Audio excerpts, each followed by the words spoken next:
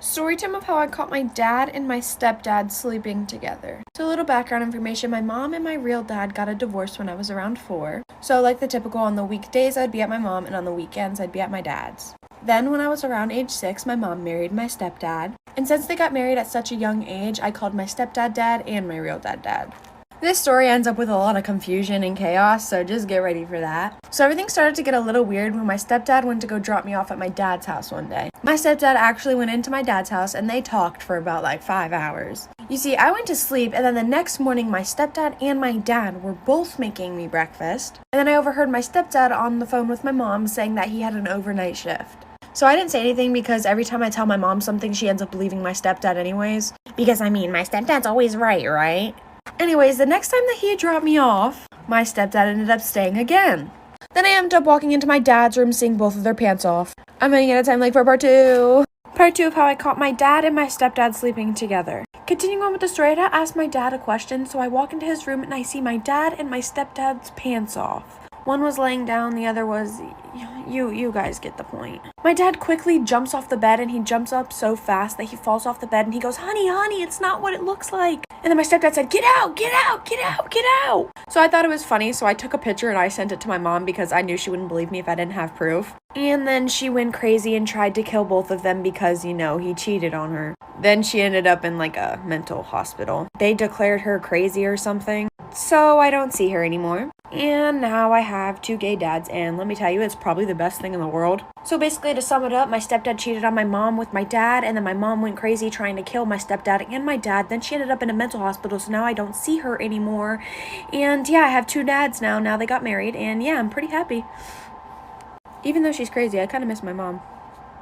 Storytime, my toxic best friend outed me to the entire school. So one day, one of my best friends from a neighboring school decided to move to my school, and she was extremely upset because her best friend over there came out as bi. So I ended up using this as an opportunity to come out bi as well. And she was like, well, it's okay for you. I just got really close to her. We'll call the girl Becky because no one likes a Becky. And we can call her friend Heather. So fast forward to after the situation had calmed down, we decided to all go prom dress shopping. So Heather and I were talking and we really hit it off. And I think Becky legitimately forgot about our sexuality because we were all talking about how much we have in common and we brought that up as well. She just looked at us and was like, oh, I forgot about that. And she just shrugged it off. But we continued to hang out for a few weeks. One of these weekends, we all went to church together and the sermon was about how God accepts you no matter what your sexuality is. But of course, Becky turns around to us and says that Heather and I could never date because it would F everything up. Later that day, Heather actually ended up admitting that she had feelings for me, and this is when Becky lost it. Stay tuned for part 2 of my toxic best friend outing me to the entire school. So at the beach later that day, Heather and I decided to tell Becky how we felt. She freaked and wouldn't talk to us and locked herself in the bathroom. And we had to tell her that it's fine, we won't date, just so she would let herself out. I thought she was being entirely selfish, not wanting her best friends to be happy. And then she literally took my phone and went through all of our texts together. She woke up the next day all ready for Heather and I to be together and completely apologized. And then when we went to the mall that day, she walked away from us to go look at the hot guys, but then turned around and got pissed at us for falling behind. And this is why she said she didn't want us to date, yet we weren't even dating. She said she felt like she was gonna have to choose between Heather and I because of the whole situation, and I guess she just picked me. Becky became extremely codependent and didn't want to leave my side. She was pissed if I spent time with anyone else and basically forced Heather out of my life. I ended up running into Heather and inviting her to my 18th birthday, and this is when Becky had her massive breakdown. At my birthday, she outed me to everyone at the party, my mom, and Heather's mom as well. My Insta is linked below for more content. Story time on how me and my mom walked in on my sister sleeping with my stepdad. Okay, so boom. This was back in 2017. So I was 17 and my sister was 20. And my stepdad was 32. So when I was 16, my sister and I were introduced by my mom to my stepdad. And right off the bat, my sister was very flirty with him. I would always catch them doing things like my sister rubbing my stepdad's muscles and him just standing there loving it. I would try to tell my mom, but she would always tell me that they're just getting along and that they're basically father and daughter. Anyways, this day it was my birthday and me and my mom were gonna have a girls' day. So that meant that my sister and my stepdad were going to be all alone. My mom and I told them that we would be back around 10. So we go to a store to shop, but long story short, I fell and hurt my foot, so we had to go back early. As soon as we get into the house, we hear moaning. I immediately looked at my mom and told her I told you so. As soon as I said that, my mom ran upstairs like the NBA, like for part Part 2 on how me and my mom walked in on my sister sleeping with my stepdad. Okay, so boom, like I said, we came home early and immediately heard moaning. I looked at my mom and said, I told you so. As soon as I said that, my mom ran upstairs like she was a track star. She's a runner, she's a track star. Anyways, I ran after my mom and we opened the door together and we see my sister naked with my stepdad. My sister immediately started crying and my mom was literally beating my stepdad. And me, oh yeah, I was just laughing.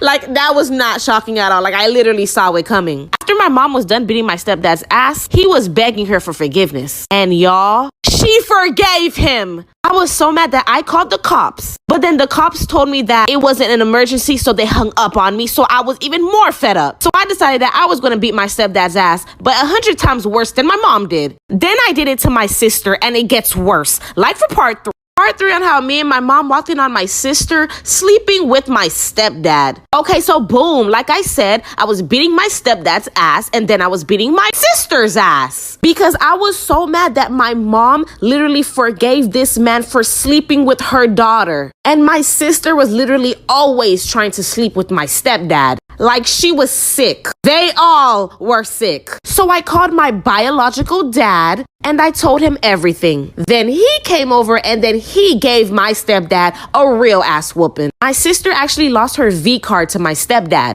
And y'all, she got pregnant. I didn't want anything to do with that baby and no one else in the family wanted anything to do with that baby. So my sister ended up giving the baby up for adoption. And shortly after she gave birth, she went to jail, as she should, where she belongs.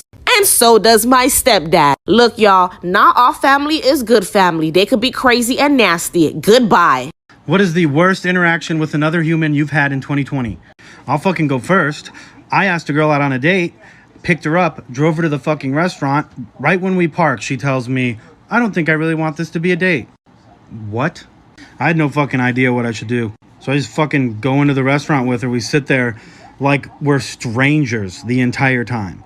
I had just like blown up a little bit on TikTok. I made a fucking video about the situation and I asked everyone on TikTok what the fuck I should do. As I'm sitting at fucking dinner, my fucking phone just goes crazy. Fucking video goes viral. I'm like reading the comments at dinner, laughing my fucking ass off. I get up to go to the bathroom and my fucking waitress stops me and she says, I just got off my fucking break. I just saw your fucking TikTok. She was like, I fucking got this. When I sit down, she comes over. She acts like I'm a fucking celebrity. Gives me her fucking phone number. And the girl I was with was fucking devastated. Story time about my extremely toxic boyfriend. So when I was in high school, I was dating this boy for 3 months. We're gonna call him Nick. And my friends hated him because he was super mean to all of them, but he was super nice to me. Well, after dating for about a month, he started acting super weird. Like he stopped paying attention to me, he didn't want to hang out with me. And I was going through a depression this time because my dad had just died. I wasn't really doing my makeup anymore, I wouldn't do my hair anymore. And I started gaining a little bit of weight because all I would do is sleep in bed all the time. Eat 24/7. Well, soon our 2 months was coming up. And he wanted to go to this party. So I literally begged him to FaceTime me. And I was asking him, oh, what should I wear? So I put on this dress that was really tight fitting, which I was already super uncomfortable about wearing because of the fact that I had a little bit of a belly now. So he picks me up, we go to this party, and I go and I start hanging out with a few of my friends. Well, one of my friends comes over and shows me something that he posted on his private story, like for part 2. Part 2 about my extremely toxic boyfriend. So like I said, one of my friends comes over and shows me something that he posted on his private story. It was literally a screen recording of me trying to get the dress on that was super tight fitting. And then a screenshot of my face after when I had the dress on. Because obviously I was upset that it didn't fit the way it did before. And the video said, imagine having a girlfriend that was fat as hell. Ew, I have one. And the picture of me said, ew, she's sad now, like what the fuck, go to the gym and lose some weight. On his private story, which had one of my friends, and she was super pretty, and apparently he tried getting with her. That's a whole nother story. So after that, I Ubered home from the party, and as soon as I got home, I started crying, and I told my older brother about it. So he literally drove us back to the party and beat the absolute shit out of my boyfriend. Well, someone called the cops, my brother spent a night in jail, and my boyfriend got an underage. And my brother won't talk to me now because I'm back with my boyfriend. Storytime of how my best friend got so weirdly obsessed with me that she even plotted to kill my boyfriend. So at the time, me and this girl, let's just call her Olivia, had only been friends for about 2 years. I mean, we really did everything together. We were with each other 24/7, and I mean, we were pretty good friends. But the only thing about our friendship is she did not like when I had other friends. I mean, she didn't have any other friends herself, but literally she would joke around about strangling my other friends because she didn't like when I gave my attention to anyone else. But honestly, I just thought of it as a joke. And then I started dating this guy, let's just name him Jacob. He was probably the sweetest guy I had ever met, and he was a real simp for me. So we started dating and about 4 or 5 months go by, and he started getting these texts from a random number. And it would always be cringy things like leave her or you die, get away from her, and like stupid cringy threats. Then one night, me and him were just hanging out. Then he gets a text with his exact address saying he had till tonight to leave me or he wouldn't see another day. Then we hear a knock at the door. I'm running out of time, like for part 2. Part 2 of how my best friend got so weirdly obsessed with me that she plotted to kill my boyfriend. So continuing on with the story, we heard a knock at the door and it ended up being her. And she said, "Oh, I'm just coming by to check on you and make sure you're okay." Mind you, we were at his house. And he looks at me like, what is she doing here? So I asked her to leave, and then she ends up getting so mad at me just because I asked her to give us alone time. So the night goes on, and then when I get home, she's in my room. At this time, my whole entire family was out of town, and I was the only one home. So I was like, hey. It was literally just like a normal night, and then I go to shower, and when I get back out of the shower, she's gone. And then my boyfriend calls me, and he goes, "Why is Maddie here?" She had like this black mask on, but she's stupid enough to not realize that we know it's her. And I mean, we're being real here. She was my best friend at the time, so of course he's not going to call the police on her. But she had a knife in her hand, and he opens the door and he like pins her against the wall and then calls 911, I guess. And then to sum it up, when they get there, she tells them everything that she was going to do, and then they put her in a mental hospital. But she said that she was going to murder everybody that gets close. I'm gonna tell you guys why I don't keep food in my room anymore. At least why I don't keep this particular food in my room anymore. So when I was a kid, my dad used to leave the country a lot. Every time he would come back, he'd always bring us some sort of goodie. It'd always be like bracelets, t-shirts, and candy. One time after a trip to, I think it was Dominican Republic, brought us back a bunch of lollipops. These are not normal lollipops like you're thinking in your head. These are these giant brown flat lollipops. Now, instead of eating them, me and my sister decided it would be best to hoard them. Yes, that's right, keep them in our room for as long as possible. For what purpose? I don't know. I think it was probably like, no, we can't eat them now. If something happens and we need them. Bruh. It's not every day that we got candy, apparently. So we kept them in our room. We kind of put them on display, up against the wall, right in between both of our beds, in this very room. This time I was about 6? My sister's about a year and a half older than me, so she was like 7, I guess. Now, these lollipops were given to both of us. They were displayed equally distanced between both of our beds, because they belonged to us both. I'm not really sure how this happened. But one night, me and my sister went to bed, but then my sister started tossing and turning. Calls out for my mom. My mom comes and she's like, "What's wrong?" Oh my God, I'm ready. Storytime of how I found out that there was a guy living in my attic. I'm even pretty sure there's a couple articles on this. So basically, living in the house was me, my mom, my dad, and my younger sister. This story ends up taking a huge twist, so just stay tuned for that. Also, keep in mind that my boyfriend's name at the time was Jacob. When I first started to notice that there was somebody else in my house was when I first started dating Jacob. Mind you, the only time anybody in my entire family has ever been in the attic is the first 2 months that we lived there, and it was only once or twice, and we never seen anything up there. So we would notice that bits of our food would go missing, and every time we packaged leftovers, the leftovers in the Tupperware that we packaged the leftovers in would just completely disappear. And a bunch of my stuff would always go missing. For example, 2 of my pillows and 4 of my blankets gone missing, and my shoes and my clothes, and even my underwear. So one day my boyfriend came over and he left around 1 a.m. So the rest of my family was sleeping. Also, I have the whole entire upstairs to myself, and my mom, dad, and my sister sleeps downstairs. This story just ends up getting really crazy, so like for a part 2. Part 2 of how I found out that there was a guy living in my attic. Continuing with the story, I go downstairs and I walk my boyfriend out to the car. Of course, trying to be quiet because the rest of my family is sleeping. So I go back upstairs. Mind you, I have the whole upstairs to myself. And then I go to the bathroom and there was pee in the toilet. And on the wall in front of the toilet, it said Jacob was here with a heart. So I took a picture of it and I posted it on my private story because I just thought it was funny and cute at the same time. And he slid up and said, what? And then he swore up and down that it wasn't him. So anyways, it freaked me out at first, but at the same time, I didn't really care. So I didn't really pay any mind to it.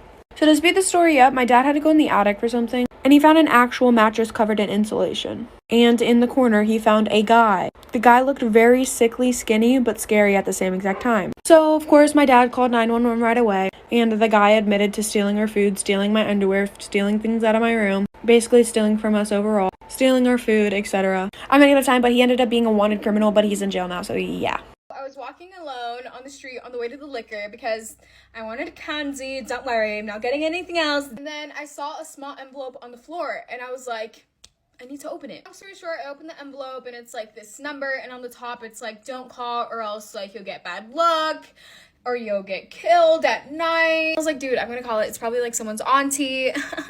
No, it wasn't someone's auntie. I called the number. This guy picks up. He's laughing, heavy breathing. He's like, I know who you are. Thanks for calling. I'm gonna follow you until the end now. When I asked for a secret admirer, I did not mean a stalker. So now when I want to make friends, I don't go picking up envelopes on the street like a weirdo. I go on the app Wink. You can make friends from all around the world on this app. You know, swipe left, swipe right, without having to worry about a stalker. A couple years ago, I went to a party with my brother. So my brother and I walk into the house where the party is. Then the party host comes up to us and he's like, hey guys, go pick a cup. And so we go pick a cup. There was like a pink cup, a red cup, a gold cup. I didn't think much of it, so I just grabbed the pink cup. I didn't really know that many people at the party, so I just got my pink cup, got some water, went to go sit down in the living room. It was alone. It was dark. I was like, this is perfect. I love being alone. Actually, no, I don't. I just don't have friends, but it's okay. So as I'm just like sitting down in the darkness alone, this random guy just comes and sits really close to me. So then the guy randomly just like taps me on the shoulder. He's like, look at my pants. And I was like, oh, nice jeans, whatever. And he's like, no, look. And so I look closely and, you know, his pickle down there is like sticking up. Like, oh my God. I was like, dude, no, like, no. And he's like, but you got the pink cup. And I was like, yeah. He's like, the pink cup means you're down to smash whenever. Like, what? You said what? One day I got these shoes from Target and I got home and I started unboxing the shoes, and inside the box there was a little note. On the note it said, today's your lucky day, come to this address to get your prize. So automatically I was like, oh my God, David Dobrik is gonna give me Tesla, you know what I mean? I showed my brother the address and the note and everything, and we went. So we pull up and then we knock on the door and this old lady answers. She's like, what do you want? And then we give the note and we're like, we found this note. And she's like, oh yeah, 1 second. And then she goes to get something. So the old lady comes back with like this stone and she gives it to me and she's like, here, keep this stone. It'll keep you safe from all the spirits. I was like, okay. So the night of, I was keeping the stone in my room, but I just could not sleep. I felt like someone was looking at me and I was really scared. Like I literally felt like someone was staring at me. I told my brother and we went back to try to give the stone back to the lady. She wasn't there, so we left it on her porch. Some way after we left this stone at this old lady's house, it gets mailed back to me. And I never gave her my address. I literally want to cry. So if you didn't know, I have a sister and her name's Ashley. And we both have boyfriends. And every night we both fall asleep on the phone with our boyfriends. So one day we're all hanging out and we're like just talking. And my sister's boyfriend looks at me and he's like, you need to stop going into your sister's room in the middle of the night. And I look at him and I'm like, what are you talking about? I don't have a reason to go into her room. Like I don't go into her room, especially in the middle of the night. Then my boyfriend hops in the conversation and he's like, no. He's like, no, I hear Ashley go into Kayla's room every night and stare at her. So me and my sister both look at each other and we're like, we don't go into each other's rooms, do we? And we agreed that we do not. And they said this has been going on for months. So for months, somebody or something has been going into me and my sister's room for about 15 minutes every night and watching us sleep. But it only gets worse. So this one time I had to stay at my grandma's because my dad was on vacation. And I was having a huge box of clothes come in and I was not about to have these hoes stolen, so I had my friend stop by to put them inside. So I called my friend up and I was like, hey, can you tell me when you get to my house and let me know when you put the package in? She's like, I got you, shawty. I was like, bet, girl. So around 10 minutes later, I got a call from her freaking out. She was like, Kayla, is there anybody at your house? I was like, no, my dad's on vacation and I'm at my grandma's. She said, no, Kayla, there is somebody at your house right now. So I start freaking out. I'm like, girl, what do you mean? And she said she saw someone walk across this huge window and then my dad's lights turned on. So I start freaking out. I'm like, what did you see walk across the window? Like, who did it look like? And she said it was just a black, tall figure that walked across that window. And around 5 minutes of being on the phone, freaking out, she said my dad's lights turned off again. Eventually, me and my grandma drove by the house to make sure nobody was there. And of course, nobody was in my house. And it only gets worse. Storytime of how my mom kicked me out at age 15 because she found out I was dating a mixed boy. So basically, my mom wasn't strict at all and she let me do almost anything that I wanted. But when it came to dating, it was a whole different story. I mean, she let me start dating at 12 years old, but every single time I told her I had a boyfriend, the first thing that she would say is, he better be white. And she'd always say, if it ain't white, it ain't right. Mind you, my preference was mixed and dark-skinned boys. So of course, I'm going to go after to what I'm attracted to. And at 14, I started dating this kid and I asked my mom if I could invite my boyfriend to my birthday. We weren't really doing anything big. It was kind of just like a family party with a couple friends. And she said yes. Mind you, she had never met him or seen a picture of him, so she was kind of excited to meet him. So my birthday comes around, and he gets there. And as soon as he walked into the door, I gave him a big hug, and my mom turned around and gave me the most evil look ever. She pulled me aside, and her exact words were, "Is this a joke?" And she literally said, "I trusted you enough to not bring this kind of hood in our house." I'm running out of time for this part 2. Part 2 of how my mom kicked me out at age 15 because she found out I was dating a mixed boy. Continuing with the story, after the party, I had asked him to stay for like an hour or two later. And afterwards, my mom was just being completely rude the entire time towards him. And right in front of him, she screamed at me and said, "I don't want this type of black trash in my house. Please get it out." Mind you, I hate disrespecting my mom and I never talked back to her. But I yelled back at her and said that was the most disrespectful thing she could have ever said. And while all this is happening, he looks like he's about to bust into tears. Like, I genuinely know this kid had a soft spot for me. So I apologize and I tell him I think it's best for him to leave. And afterwards he FaceTimes me and he tells me that he will do anything to be able to keep me. And after he leaves, my mom tells me that I'm a big disgrace to the family and she doesn't want me living there no more. All over me bringing a mixed guy to the house. I'm now 19 and I'm still with him. And I really haven't talked to my mom since. But that day she kicked me out and I had to go stay with his family. She still wants nothing to do with me because I'm still with a mixed guy. Mom, if you're listening to this, you're a racist piece. This is how a fortune teller saved my life. One night after work, my friend Abby and I decided to go out and grab a drink. On the way, Abby noticed a little hole in the wall business that had a sign out front that said psychic readings. Abby's always doing spontaneous and super random things, so of course she pulled over as soon as she saw it and insisted that we go in. I was apprehensive at first, but she talked me into it. I never believed in this sort of thing, but I figured I'd go in to make Abby happy. As we walked in, we were greeted by a very old woman that reeked of cheap perfume. She brought us to the back room where I noticed 3 or 4 cats lounging about. She read Abby's palm first and told her a super generic fortune that sounded like she got it off of Google Daily Horoscopes. I couldn't help but to scoff. When it was my turn, she grabbed my hand and began reading my palm. She seemed to be taking forever with my reading. Then she looked up at me with a worried look, gripped my hand so hard that it hurt, and said, "You will receive something that doesn't belong to you in the coming months. It will be wet. Stay at a friend or family member's house that day, dear." I gave her a strange look and we left and went on with our night. Little did I know this piece of information would end up saving my life.